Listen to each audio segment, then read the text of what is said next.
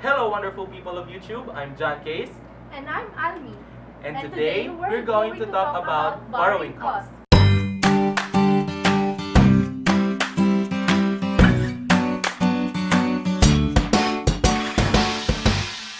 Now PAS 23 is applied in accounting for borrowing costs. What are borrowing costs? Well, borrowing costs are interest and other costs incurred by an entity in connection with the borrowed funds. To relieve you from having a nosebleed, borrowing costs are fees added in relation to you borrowing money or other funds from another entity.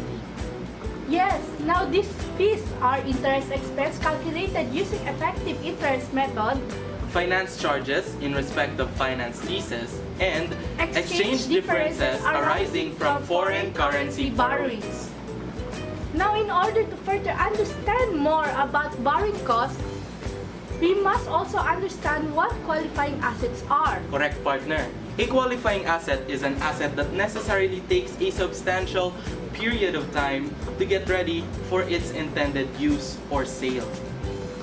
These are some things that can be considered as such: inventories, manufacturing plants, power generation facilities, intangible assets, and investment properties measured under the cost model. However, it excludes financial assets and inventories manufactured over a short period, assets when acquired are not qualifying assets, and routinely manufactured assets in large repetitive quantities. How can you recognize a qualifying asset? Well, John, you capitalize those that are directly attributable to the acquisition, construction, or production of a qualifying asset. But what happens to other borrowing costs? Well, they are recognized as expense when they are incurred. For the commencement of capitalization, there are conditions that should be met. These are the following. The entity should incur expenditure for the asset and borrowing costs and undertakes activities that are necessary to prepare the asset for its intended use or sale. Capitalization is allowed during the period activities necessary to prepare the asset for its intended use or sale, such as technical and administrative work prior to the start of physical construction and its actual physical construction. if there is an excess of carrying amount over recoverable amount, the carrying amount is written down or written off in accordance with the requirements of other standards during the excess of carrying amount over recoverable amount. And to suspend the capitalization, it should be throughout the extended period of suspension of active development of a qualifying asset. However, it will not be suspended if the considered technical and administrative work is being performed and it is temporarily delayed to process for getting the asset to be ready for its intended use or sale. We then cease capitalization when substantially all activities necessary to prepare the qualifying asset for its intended use or sale are complete. An asset is ready for intended use or sale when the physical construction of the asset is complete, even though routine administrative work might still continue. However, when the construction of a qualifying asset is partly complete and that part is capable to be used, its capitalization shall cease. To determine the borrowing costs eligible for capitalization, we must also know about specific and general borrowing. What is the difference between specific and general borrowing? Well, the specific borrowing refers to fund borrowed specifically for the purpose of obtaining a qualifying asset. On the other hand, the general borrowing obtains for more than one purpose. Now, let's say for example on January 1, 2016, XYZ Corporation borrowed 5 million to finance the construction of a new building. Interest is payable on the loan of 8%, and stage payments were due throughout the construction period, and therefore excess funds were invested during that period. By the end of the project, on December 31, 2016, investment income of 150,000 has been earned. So how do we find the capitalizable borrowing cost. The capitalizable borrowing cost is computed as follows.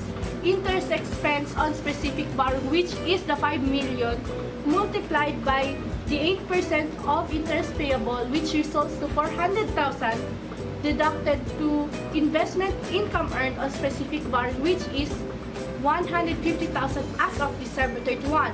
To look for borrowing costs eligible for capitalization, we deduct 150,000 to 400,000, which give you the results to 250,000 pesos. Now, this problem was an example of qualifying assets financed through specific borrowing. The 5 million pesos was borrowed for a specific purpose, and that is for the construction of the new building. Is the new building a qualifying asset? Of course, because it takes a long period of time to construct and it is not constructed on a repetitive basis. That's right. Now let's try another case. On January 1, 20X1, ABC Corporation had the following borrowings made for general purposes. A part of the proceeds was used to finance construction of a qualifying assets, and the construction of the qualifying asset was started immediately, and expenditures incurred on the qualifying assets were as follows. So first, we must look for the capitalization rate. This is the weighted average of the borrowing costs applicable to the borrowings of the entity.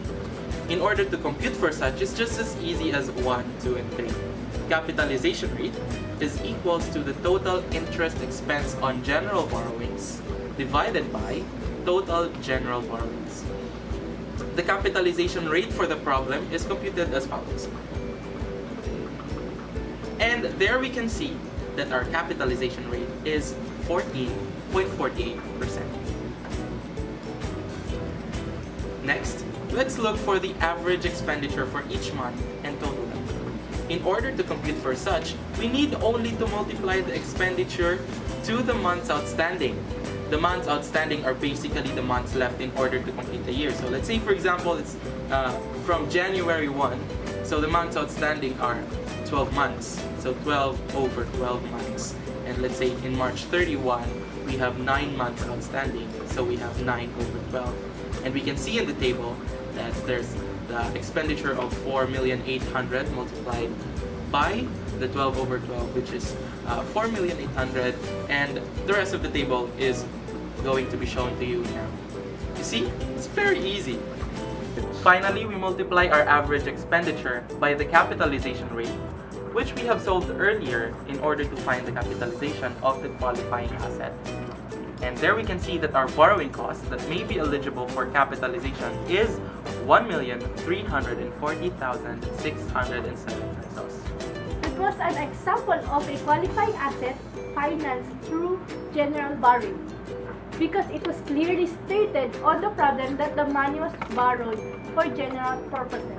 But take note that expenditures on a qualifying asset include only those expenditures that have resulted in payments of cash, transfer of other assets, and the assumption of interest-bearing liabilities. Expenditure are reduced by any progress payments received and grants received in connection with the asset. Now that we know how to account for borrowing costs, how do we present them in financial statements? Well, John, qualifying assets are not segregated from other assets in the financial statements. It is presented as regular assets under their normal classification as provided under other standards. Lastly, and these are the followings that the entity shall disclose for disclosure: the amount of borrowing costs capitalized during the period and the capitalization rate used to determine the amount of borrowing costs eligible for capitalization. And that is all for our topic about borrowing costs. thank you for liking and subscribing. This is John Case, And this is Almi, giving you peace love, and accounting.